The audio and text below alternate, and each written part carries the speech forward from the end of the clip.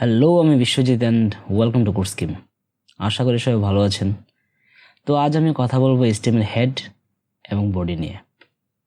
তো প্রথমে আমরা HTML হেড সম্পর্কে জেনে নিই। HTML, the head element is a container of metadata and it is not displayed in the web browser when the page is loaded. Head element is placed between HTML and body tag. তো head element হচ্ছে মেটাডাটার container, যেটা কি ব্রাউজারে display হয় না।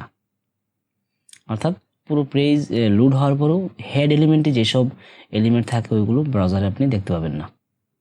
ঠিক আছে, head element is place between HTML and body tag. অর্থাৎ হেড এলিমেন্ট HTML এবং বডি ট্যাগ, এটা দেখেন, একটু খেয়াল করেন। HTML ওপেনিং ট্যাগ এবং বডি ওপেনিং ট্যাগ, এই দুটোর মাঝখানে হেড এলিমেন্টকে লিখতে হয়। ঠিক আছে, তারপর হচ্ছে হেড এলিমেন্ট কন্টেন্স মেটাডাটা। আচ্ছা, এদিকে একটা বিষয় দেখে নেন।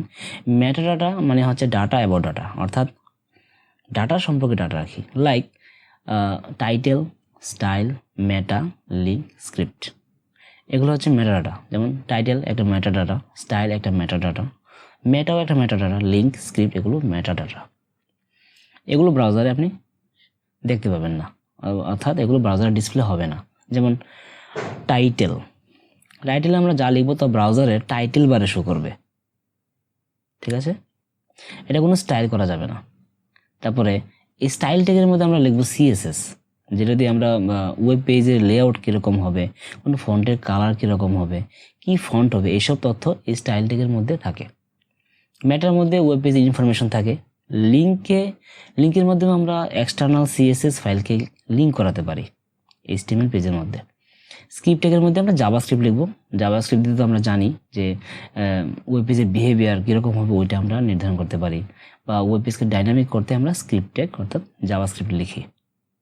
ঠিক আছে, অথবা এক্সটার্নাল জাভাস্ক্রিপ্টকে লিঙ্ক করানোর জন্য আমরা এই স্ক্রিপ্ট ট্যাগ ব্যবহার করি। এসআরসি অ্যাট্রিবিউটের মাধ্যমে আমরা এক্সটার্নাল জাভাস্ক্রিপ্ট ফাইলকে এই HTML ফাইলে লিঙ্ক করাতে পারি। ঠিক আছে, তো এই হচ্ছে HTML হেড। তারপর আমরা জেনে নিব HTML বডি। HTML বডি কি? The body element defines the main content of an HTML document which displays on the browser. অর্থাৎ HTML বডির মধ্যে থাকবে হচ্ছে মেইন কন্টেন্ট, আমরা যেগুলো কি ব্রাউজারে আমরা দেখতে পাবো। ঠিক আছে, যেমন আমরা প্যারাগ্রাফ, কোনো একটা লেখা তো দেখতে পাবো, যেমন একটা প্যারাগ্রাফ দেখতে পাবো। যদি আমরা হেডিং লিখি H ট্যাগের মাধ্যমে, H1 ট্যাগ বা H2 ট্যাগের মাধ্যমে আমরা লিখি, তাহলে ওইটাও কি আমরা ব্রাউজারে দেখতে পাবো। এই ধরনের কন্টেন্টগুলো বডিতে লেখা হয়, এবং বডিতে যেসব কন্টেন্ট লেখা হবে ওগুলো আমরা ব্রাউজারে দেখতে পাবো।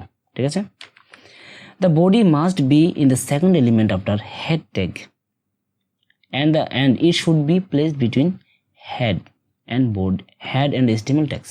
আচ্ছা, এখানে একটা বিষয় খেয়াল করেন, এটা হচ্ছে হেডের ক্লোজিং ট্যাগ মানে এন্ড ট্যাগ, এবং এটা হচ্ছে HTML এর ক্লোজিং ট্যাগ বা এন্ড ট্যাগ। এই দুটো ট্যাগের মাঝখানে বডি ট্যাগকে লিখতে হবে। ঠিক আছে, one document can have only one body tag, অর্থাৎ একটা ডকুমেন্টের মধ্যে একটা বডি ট্যাগই থাকবে। আমরা একটা ডকুমেন্টের মধ্যে দুটো বডি ট্যাগ আমরা কখনোই দেখতে পাবো না। ঠিক আছে, স্ট্রাকচারগুলো হবে এরকম যে HTML ওপেনিং ট্যাগ, দেন হেড ওপেনিং ট্যাগ, এবং এর মধ্যে কন্টেন্ট, তারপর হেড ক্লোজিং ট্যাগ, তারপরে বডি ট্যাগ, তারপরে এর মধ্যে কন্টেন্ট, তারপরে বডি HTML বডি ট্যাগের কি ক্লোজিং ট্যাগ, তারপরে HTML ক্লোজিং ট্যাগ। এই হচ্ছে এটা স্ট্রাকচার। যখন আমরা কোড করব তখন আমরা এইভাবে কোড করতে হবে। আমি এখনও কোড করা শুরু করিনি, আমরা এখনও থিওরিটিক্যাল পার্টে আছি। থিওরিটিক্যাল পার্টের জন্য হয়তো আর একটা ভিডিও বা দুইটা ভিডিও থাকবে, পরবর্তী থেকে আমরা কোড করা শুরু করব।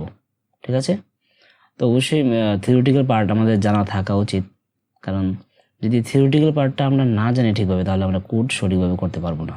তার জন্য আমাদের থিওরিটিক্যাল পার্ট অবশ্যই জানতে হবে। ঠিক আছে, আর একটা ভিডিও, মনে হয় একটা বা দুইটা ভিডিও লাগবে। ঠিক আছে, তারপর থেকে আমরা কোড করব VS কোডের মাধ্যমে, অর্থাৎ ভিজুয়াল কোড এডিটরের মাধ্যমে।